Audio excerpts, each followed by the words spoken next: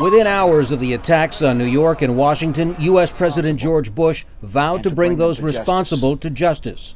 We will make no distinction between the terrorists who committed these acts and those who harbor them. So began the U.S.-led invasion of Afghanistan. 3 months later, the last Taliban stronghold in Kandahar had fallen. But its top leaders and al-Qaeda's brain trust, whom they had sheltered, managed to escape and fight on. An interim Afghan government, brokered and bankrolled by the U.S. and its NATO allies, was established to restore order to a country that had known only war for 2 decades.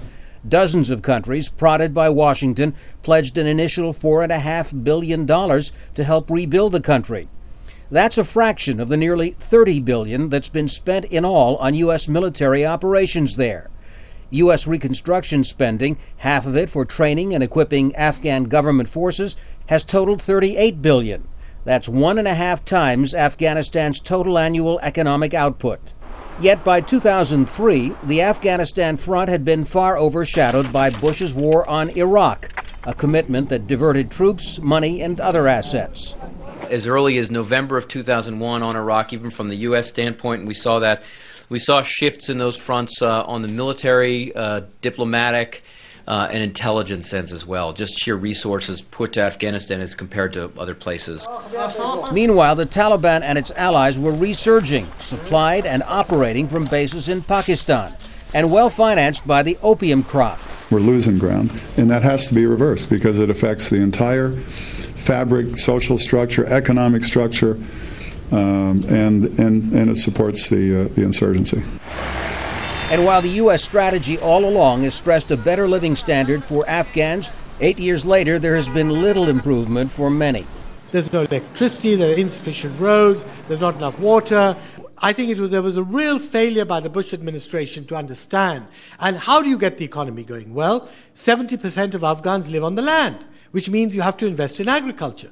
There was no investment in agriculture until perhaps last year.